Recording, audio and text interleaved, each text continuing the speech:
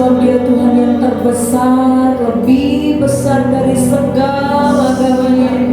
Dia patut dipuji-puji, Dia patut disembah.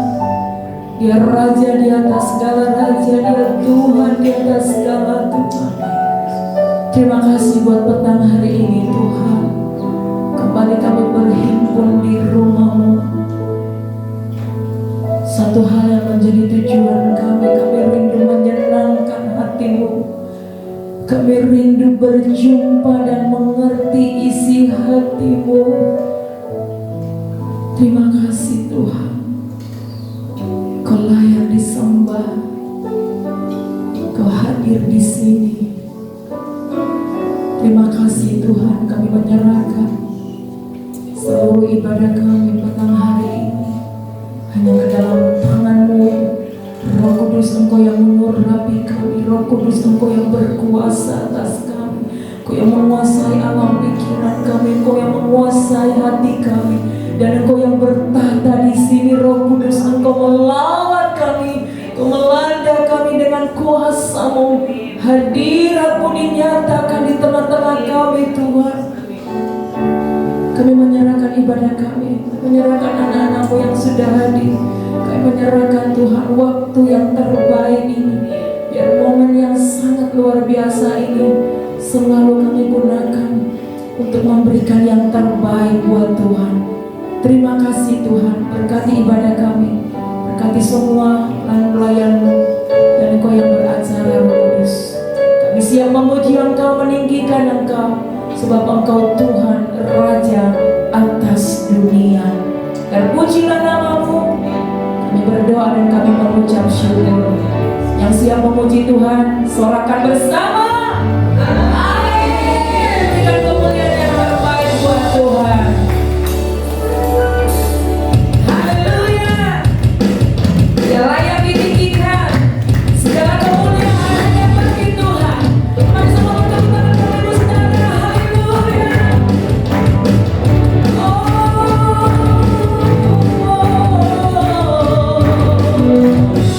Terpujilah nama-Mu Tuhan.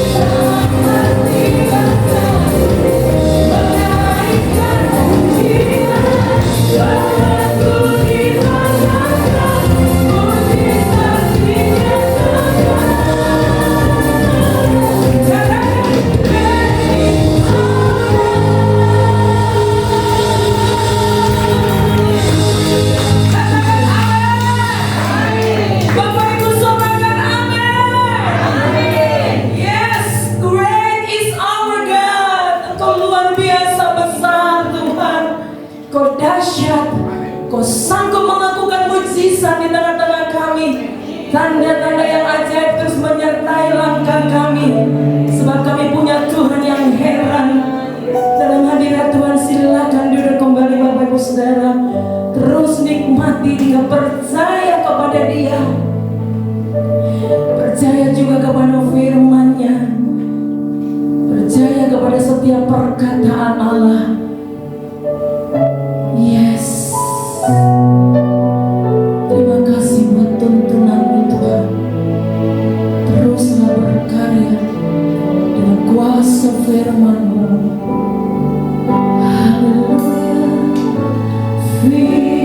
Firman-Mu berita bagi kakiku, terang bagi jalanku. Mari nyanyi dengan iman-Mu. Firman-Mu berita bagi kami, percaya terang bagi jalanku. Lagi kata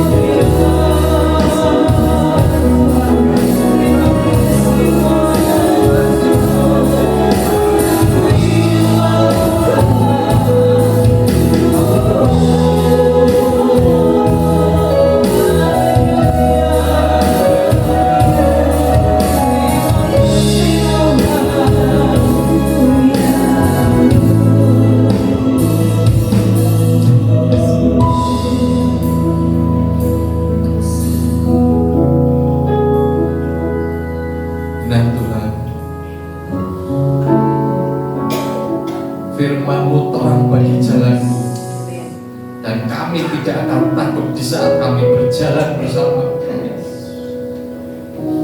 Kau terus menopangku, dan Kau tidak akan melepaskan kami. Terima kasih Tuhan. Terima kasih Tuhan. Kami akan terus pegang janji-Mu, dan izinkan pula kami terus boleh di dalam janji kami juga. Terima kasih Tuhan. Berdoa untuk setiap kata, setiap firman yang keluar dari mulut anak-Mu ini, semuanya berasal dari Engkau. Juga berdoa untuk setiap telinga yang mendengar boleh mengerti isi hati Tuhan, menjadi tanah yang subur, sehingga setiap benih ditaburkan bertumbuh di dalam hidupnya.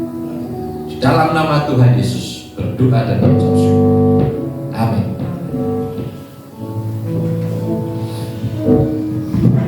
Shalom semuanya.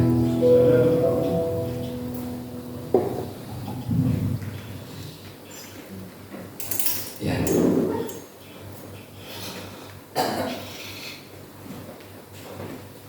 Saya mau ngajak belajar malam ini sama yang namanya menghidupi firman. Dulu saya berpikir untuk membawakan firman itu buat saya sesuatu yang tidak mungkin. Kenapa? Saya itu kalau ngomong di depan orang banyak ini tidak bisa, saudara. Sebetulnya tidak bisa. Tapi karena kesepakatan, komitmen di sini harus melayani, saya harus tetap melayani. Tapi dari yang saya tidak bisa, Tuhan mampukan. Bukan saya yang menjadi bisa, tapi Roh Tuhan yang menolong saya. Tapi saudara, setelah saya renungkan lebih lama lagi, ada yang lebih sulit lagi, saudara. Tahu itu apa, saudara? Menghidupi firman lebih susah daripada membawakan firman. Saudara, membawakan firman itu saya bisa menggali, saya bisa belajar dari yang namanya teologi. Tapi untuk menghidupi firman, saya butuh waktu seumur hidup. Saya butuh waktu sepanjang usia saya untuk saya terus menghidupi firman. Artinya apa? Menghidupi firman tidak ada batas waktunya. Saya belajar teologi, saya bisa mulai ngambil S1, S2, S3 dan semua level-level teologianya. Tapi untuk menghidupi firman jauh lebih sulit, jauh lebih sulit dari apa yang kita bayangkan. Saya tidak mungkin di sini ngomong, ayo saudara-saudara, kita harus kudus, kita harus benar. Tapi di satu sisi, saya sendiri tidak bisa menghidupi setiap apa yang kata saya lakukan. Saya pasti akan diketahui orang. Apa katanya? Jar koni iso ngajari, ora iso nglakoni. Nah, inilah saudara. Jadi kenapa saya ngomong menghidupi firman itu jauh lebih sulit. Bertobat itu gampang enggak, saudara? Bertobat itu gampang. Hari ini ngaku dosa, hari ini memanggil Tuhan, selesai. Betul? Yang sulit menjaga pertobatannya. Hari ini saya mau berhenti berbohong. Hari ini, gimana besok? Gimana besok lagi? Begitu kepepet, waduh, di konangan ini aku. Apa yang kita lakukan? Nah, untuk kita bisa tetap komitmen, supaya kita bisa konsisten, tidak ada pilihan lain. Apa itu saudara? Kita harus menghidupi yang namanya kata demi kata dalam firman. Ya, saudara, kadang kita bingung. Kita ini wis melu Tuhan, kita tuh anak Tuhan, tapi kok masalah ada aja, betul? Sedangkan orang lain yang tidak tahu Tuhan, yang tidak kenal Tuhan, kok rasanya lebih baik, lebih segalanya. Semua kok oke-oke aja ya. Getar enggak hati kita?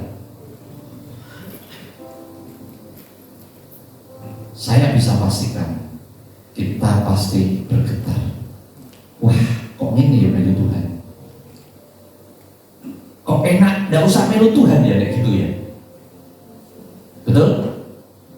Melu Tuhan kudu sengsara, melu Tuhan kudu masalah lagi, melu Tuhan harus melewati banyak api, gurun, lembah, dan lain-lain semuanya. Tapi begitu kita lihat orang-orang di luar sana, aduh kok enaknya ya, mobilnya api, semua dicukupkan, diberkati. Tapi pertanyaan saya, apakah itu tujuan kita semua? Ya, saya berani pastikan, kalau kita menghidupi firman, kalau kita mengikuti firman, Tuhan pasti jaga kita. Bahkan termasuk berkat, termasuk masalah, termasuk kesulitan, Tuhan pasti jaga semua. Yang jadi masalah, apakah kita sudah menghidupi firman atau belum? Ya, jadi gini saudara, kalau kita ngomong kita itu pengen dipakai Tuhan, aku pengen dipakai Tuhan, tapi kita tidak mau bayar harga, mungkin tidak saudara? Tidak mungkin saudara. Ada orang sudah kenal Tuhan, banyak melakukan kesalahan popo, tapi begitu kita salah sedikit, Tuhan langsung murka sama kita. Banyak kejadian, banyak masalah, banyak ini, banyak itu. Artinya apa? Kita harus tahu Tuhan sayang sama kita. Ya, kita baca di Keluaran 4 ayat 24. Ya, kita baca bareng-bareng. Tetapi di tengah jalan, di suatu tempat bermalam, Tuhan bertemu dengan Musa dan berikhtiar untuk membunuhnya. Coba saudara, Musa ini baru aja ditawari, ini ceritanya nih gitu, baru aja ditawari, kamu nanti bawa keluar bangsa Israel dari Mesir, bla bla bla bla bla bla, ya. Tapi tidak ada apa-apa, langsung Tuhan ngomong. Tuhan berikhtiar dengan Musa untuk membunuhnya. Kejam tidak? Sangat kejam Tuhan. Kenapa kok Tuhan membunuh Musa? Next 25, kita baca lagi. Lalu Sipora mengambil pisau batu, dipotongnya kulit katan anaknya, kemudian disentuhnya dengan kulit itu kaki Musa sambil berkata, sesungguhnya engkau pengantin darah bagiku. Jadi ini saudara, Sipora itu istrinya Musa, ya. Sipora itu istrinya Musa. Sipora ini adalah anak seorang imam, ya, namanya Yitro. Dia tahu namanya ketetapan-ketetapan Tuhan. Sedangkan Musa ini lupa apa ketetapannya. Kalau dia punya anak laki-laki umur 8 hari, anak itu harus disunat. Ya, ketetapan itu berlaku mulai dari Abraham, ya, di kalau tidak salah Kejadian 17. Abraham waktu itu umur 99 tahun. Tuhan datang tampak pada dia. Tuhan menunjukkan ketetapan-ketetapannya. Salah satunya adalah apa? Sunat. Sunat itu diberlakukan saat anak umur 8 hari. Ya, makanya kalau orang Kristen kan sunatnya 8 hari. Tapi waktu itu Ismail umur 13 tahun. Makanya saudara kita Ismail kalau sunat umurnya 13 tahun. Ya, itu ketetapan yang Tuhan berikan. Dan Tuhan ngomong, ketetapanku akan kuberikan turun temurun sampai keturunanmu. Musa itu lupa, saudara. Musa itu lupa saat main nyunat anaknya tidak disunat. Coba bayangin, saudara. Cuman lupa nyunat kok. Tuhan mau bunuh Musa. Serem tidak, saudara? Artinya apa? Kalau kita mau dipakai Tuhan, kita harus menghidupi setiap perjanjian yang Tuhan lakukan.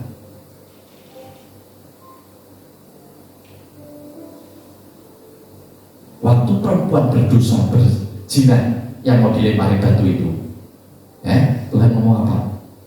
Pulanglah, jangan berbuat dosa lagi. Selesai. Mary tidak kira-kira Musa, kok enak men sing ora diapa-apake padahal berzina. Tapi aku loh cuma lupa mau nyunatkan anak itu aja Tuhan mau bunuh. Coba, kalau dia tidak dewasa, Musa ini tidak dewasa, dia masih komplain sama Tuhan. Tapi Musa tahu Tuhan ngasih ketetapan yang begitu keras sama dia. Tuhan memberikan sesuatu yang didikan yang sedemikian supaya apa? Supaya Musa menghidupi firman-Nya. Di saat dia menghidupi firman-Nya, dia bisa melewati padang gurun. Di saat dia menghidupi firman, dia bisa membawa bangsa Israel melek keluar dari Mesir. Berarti ya saudara, 26 kita baca sama-sama. Lalu Tuhan membiarkan Musa, pengantin darah, kata Sipora waktu itu karena mengingat sunat itu. Ya saudara, begitu disunat, Tuhan lepas. Mau dipakai Tuhan? Kok jadi takut? Takut dipakai Tuhan? Ya, kalau kita mau dipakai Tuhan, kita harus siap dengan didikan Tuhan. Jangan cuma ngomong, aku mau dipakai Tuhan, aku mau, tapi tidak siap dengan proses Tuhan. Dan harus kita tahu, Tuhan hanya akan memakai anak-anaknya yang siap. Tuhan tidak akan memakai anak-anak yang cengeng. Kesenggol sidik komplain. Tuhan tidak akan pakai. Tuhan hanya pakai anak-anaknya yang siap. Kok tidak ada amin?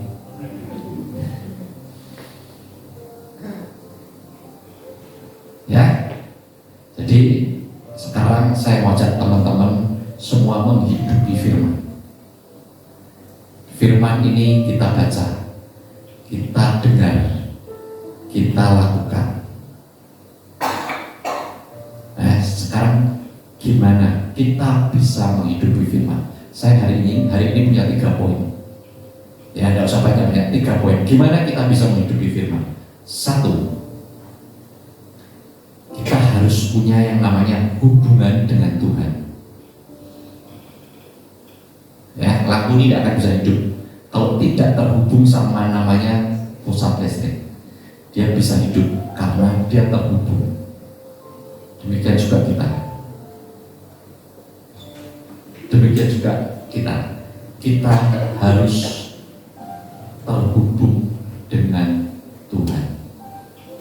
Gimana caranya? Ya, saudara, saya di sini menurut jadwal, kalau normal itu saya 1 bulan 1 kali membawakan firman. 1 bulan 1 kali saya bawakan firman. Saya kalau persiapan itu 1 hari cukup. Ya, 1 hari cukup.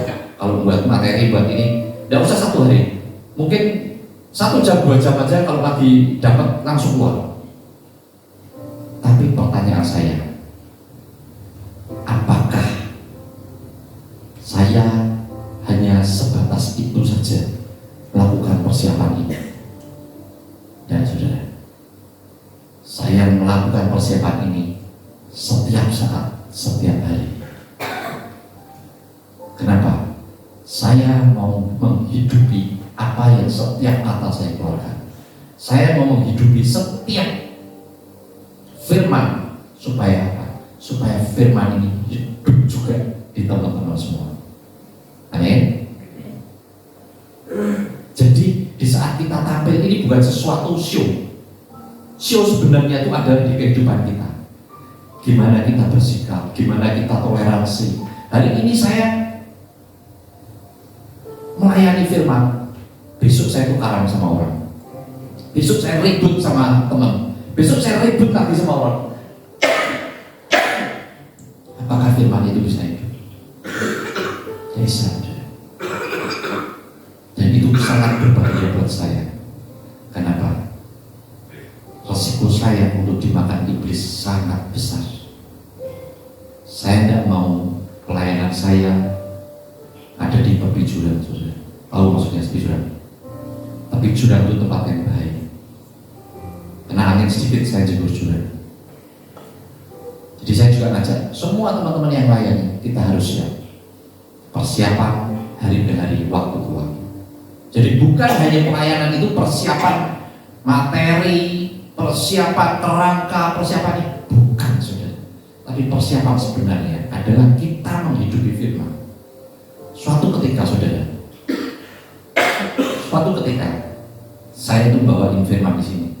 Saya tidak dapat apa-apa, blank, saudara. Kerangka tidak dapat, apa-apa tidak dapat, cuma dapat judul. Saya ngomong sama waktu itu WL, nanti yang sampai pedot 1/4 jam 10 menit langsung nyembah ya. Saya buka kartu ini sama teman-teman. Kenapa? Karena saya sudah berpikir saya tidak dapat materi, saya tidak punya materi. Tapi saudara tahu, begitu saya di sini, Tuhan kasih sesuatu. Jadi yang saya berpikir tidak bisa ngomong keluar, saudara. Kenapa? Karena saya berusaha untuk menghidupi firman, bukan karena materi, tapi karena harian saya. Ya, berarti ya. Jadi saya harus membangun hubungan sama Tuhan. Gimana caranya? Doa, banyak bahan. Itu tidak bisa kita hindari. Apakah doanya cuma tadi waktu mulai? No, saudara. Saya harus ambil posisi pagi, malam, dan lain-lain. Saya tidak akan cerita semakin jauh. Kenapa? Kalau saya cerita, kesannya saya ini wah, sok rohani. Itu biar jadi hubungan saya sama Tuhan. Ya. Kedua, firman. Firman, saudara. Firman ini sangat penting buat kita anak Tuhan. Karena firman ini kita bicara langsung sama Tuhan. Jangan jadikan firman ini alah bacaan kok. No, saudara. Kenapa? Saya bisa pastikan, buktikan. Di saat kita tidak connect, di saat kita capek, kita tidak bisa dapat apa-apa. Tapi di saat kita haus, kita lapar, begitu baca firman, wah iya Tuhan, wah iya Tuhan, kita dapat banyak sekali. Lain cerita kalau kita cerita, lihat baca novel, kita capek, kita baca detik, baca macam capek kayak apapun kita baca tuh bisa masuk. Tapi begitu kita baca firman, di saat kita tidak haus, kita tidak lapar, kita tidak akan dapat apa-apa.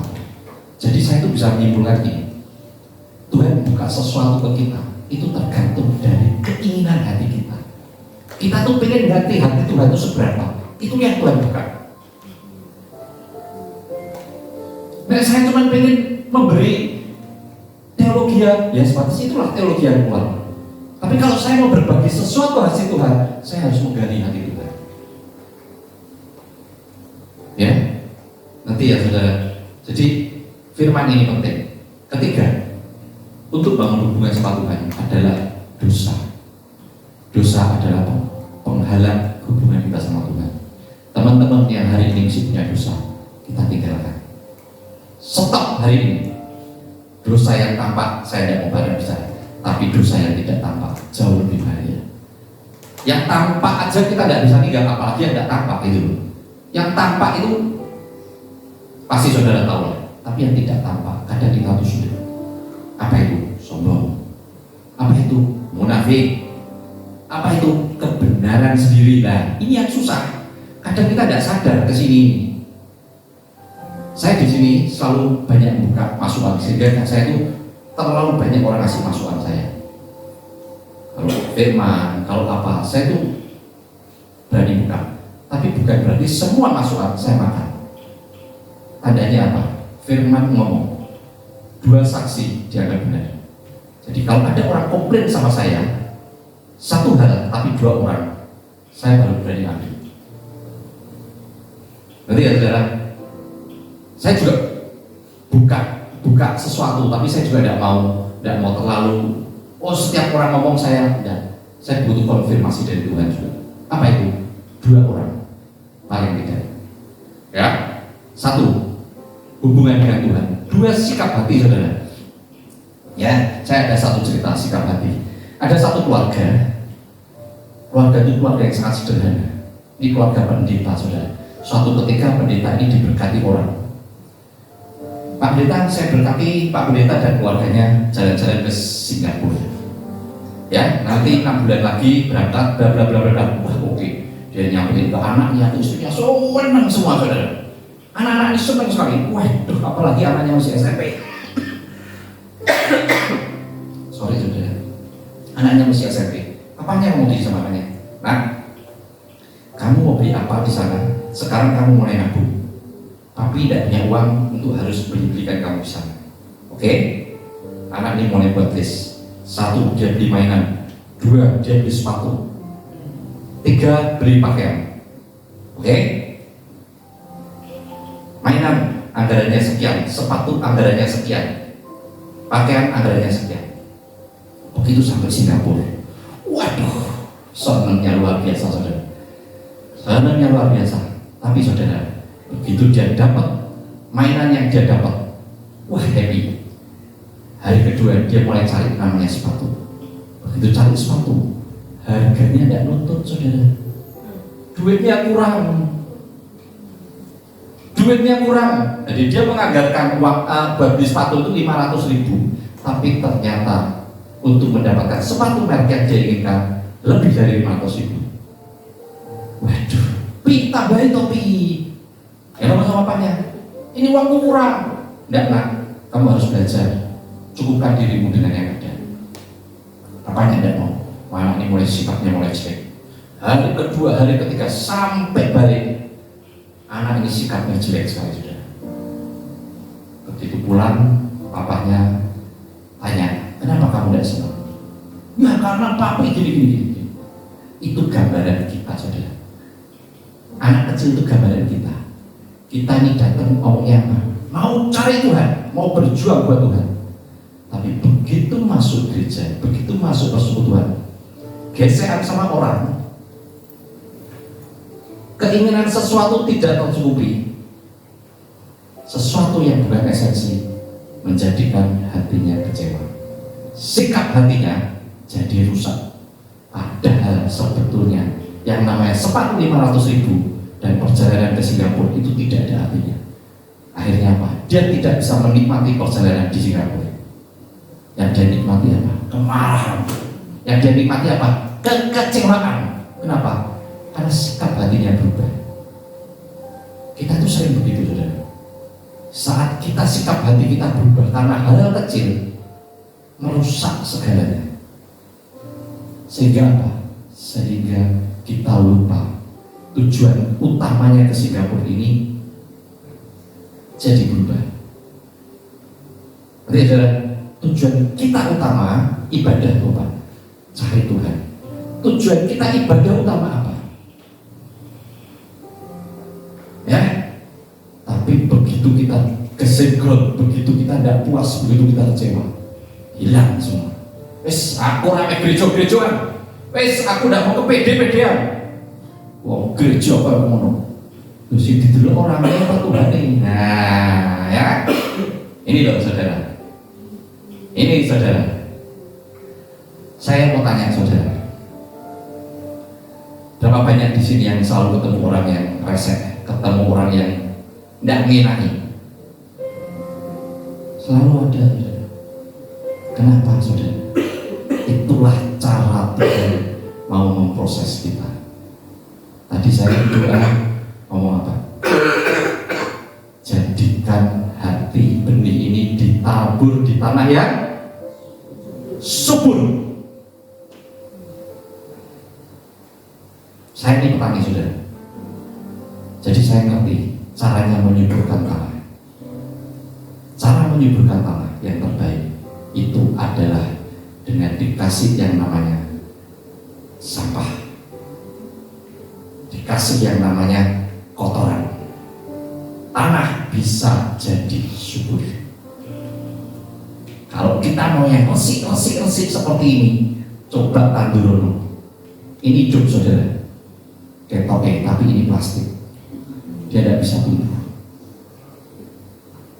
Ya, jadi untuk kita bisa jadi tanah yang subur, kita harus siap diproses dengan orang-orang yang bermasalah.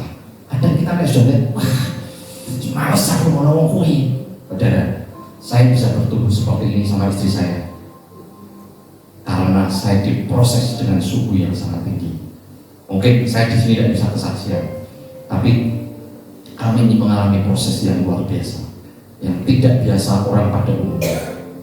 Sehingga disinilah Tuhan banyak bentuk saya. Ya, nanti saudara ya, jadi sikap hati ini sangat penting sikap hati. Ya, lanjut yang ketiga, motivasi yang benar.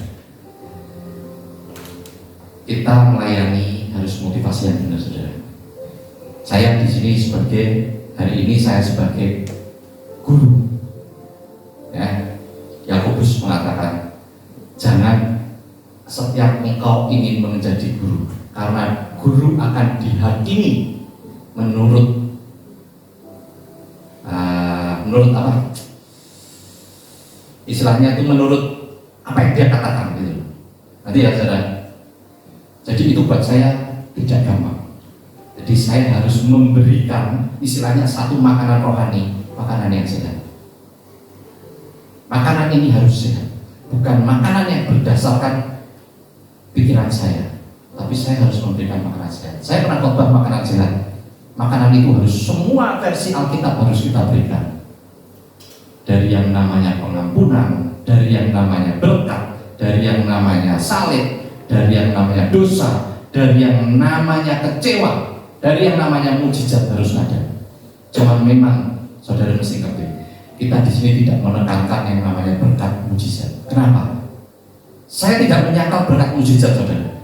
Saya bertumbuh, saya kenal Tuhan dari yang namanya berkat, dan saya tidak bisa nyangkal. Saya bertumbuh dari mujizat, yes.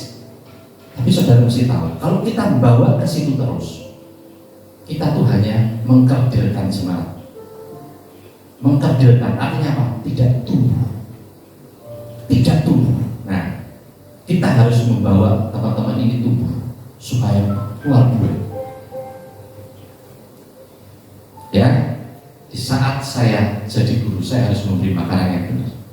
Tapi di saat saya duduk di kursi sebagai jemaat, saya harus menyerap setiap firman. Saya harus memberikan penyembahan.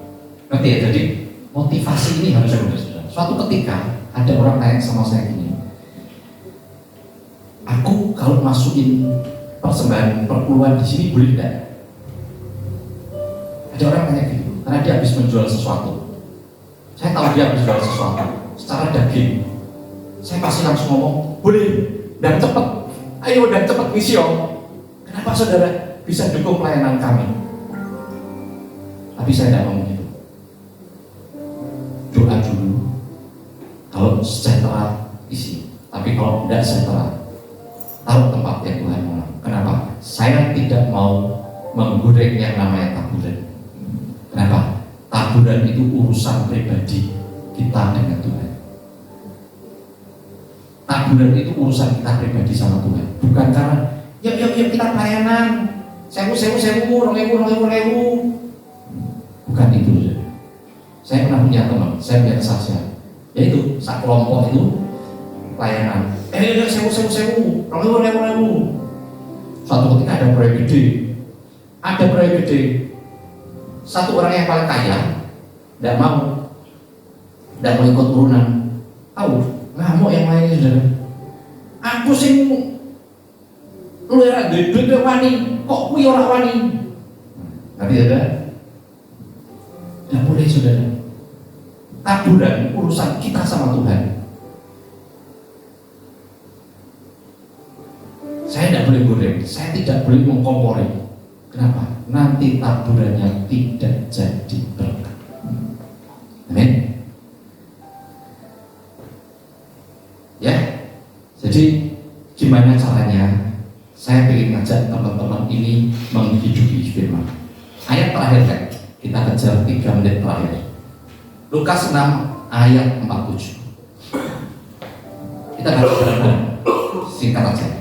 Setiap orang yang datang kepadaku dan mendengarkan perkataanku serta melakukannya, aku akan menyatakan kepadamu dengan siapa ia dibaptismakan. Stop dulu. Ya, ini 3 poin. 1, orang datang. Ya, kita sudah datang. Apa? Yang tadi sudah di sini. Artinya datang mencari Tuhan. Oke? 2, mendengarkan. Sudah mendengarkan karena teman-teman tidak tidur. Oke, dengarkan. Nah, sekarang yang ketiga, melakukan. Ya, melakukan itu artinya bukan hanya di sini, tapi di besok dan besoknya. Aku akan menyatakan kepadamu dengan siapa ia dapat disamakan. Lanjut ayat 48. Ia sama dengan seorang yang mendirikan rumah. Orang itu menggali dalam-dalam dan meletakkan dasarnya di atas batu. Ketika datang air bah dan banjir melanda rumah itu tidak dapat digoyahkan karena rumah itu kokoh dibangun. Saudara, kalau kita bangun rumah, ya, salah satu yang paling lama itu adalah fondasi. Kenapa? Fondasi ini mesti benar. Kalau fondasi dibangun tidak benar, ya sudah tahu sendiri. Nah, inilah gambaran kita bangun fondasi ini seperti ini.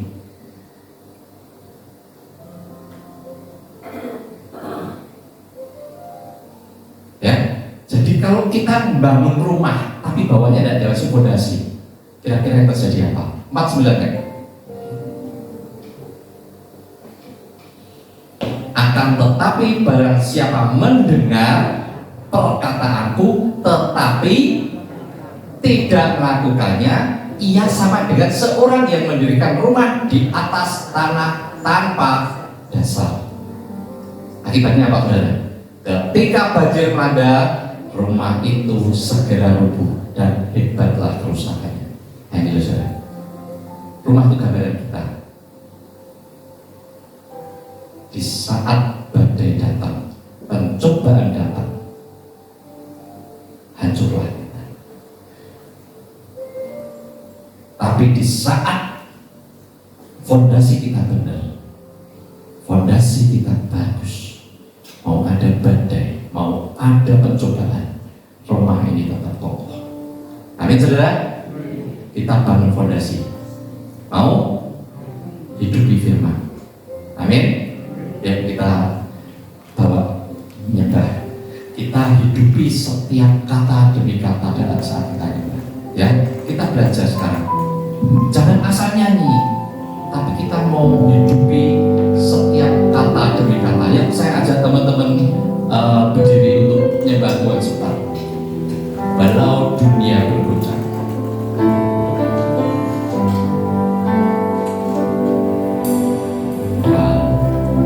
dunia berubah,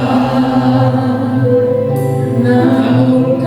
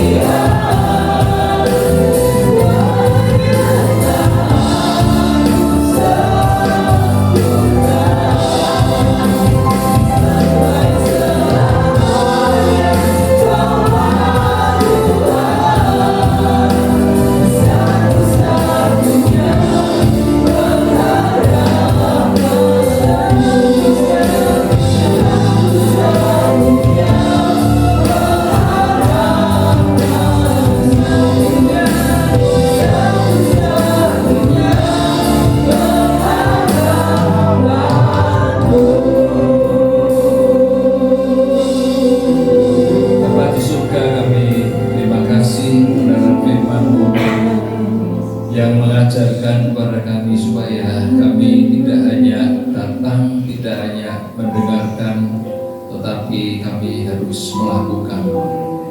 Tuhan, ini bagian yang paling sulit dalam hidup kami ketika kami harus melakukan firman. Sebab firman-Mu itu adalah kebenaran. Dan seringkali firman-Mu itu tidak membuat atau tidak Tuhan memberikan kepada kami hal-hal yang Tuhan yang baik, kadangkala seolah-olah tidak baik. Kami harus bertahan dan kami harus percaya kepada kebenaran firman-Mu. Ketika kami terdesak, ketika kami Tuhan di dalam masa-masa sulit, ketika kami ada dalam kekurangan, ketika kami mengalami Tuhan masa-masa paceklik, Tuhan, kami tetap harus melakukan firman. Tuhan, ini bagian yang paling sulit, mempercayai Engkau yang tidak kelihatan, tetapi situasi kami Tuhan sangat menjepit kami. Beri kami kekuatan, karena hanya dengan anugerah, yaitu kekuatan ilahi, kami Tuhan melakukan kebenaran firman-Mu. Dan kami percaya apa yang sudah Kau janjikan di dalam firman-Mu itu adalah ya dan amin. Tuhan, terima kasih meteraikan firman-Mu itu di dalam hati daripada anak-anak-Mu semuanya, dan kami belajar untuk melakukannya, supaya firman-Mu itu tertulis dalam hati kami dan membawa dan membimbing kami kepada kesempurnaan. Berkati hamba-Mu yang sudah menyampaikan firman-Mu ini. Terima kasih Tuhan. Berkati jemaat-Mu yang pada hari-hari ini mungkin mengalami Tuhan problem atau apapun juga. Tuhan, lawarlah mereka, jamahlah mereka. Tuhan, kami juga berdoa untuk teman-teman rekan-rekan kami yang saat ini tidak hadir. Kami pun berdoa Tuhan, jamahlah hati mereka, lembutkan hatinya. Tuhan, terima kasih. Terima kasih Tuhan untuk berkatan anugerah-Mu. Mari saudaraku, kita tadahkan tangan kita, ya teman Tuhan, untuk terima berkat-Nya. Tuhan memberkati dan melindungi engkau. Tuhan menyinari kau dengan wajah-Nya dan memberikan kau kasih karunia.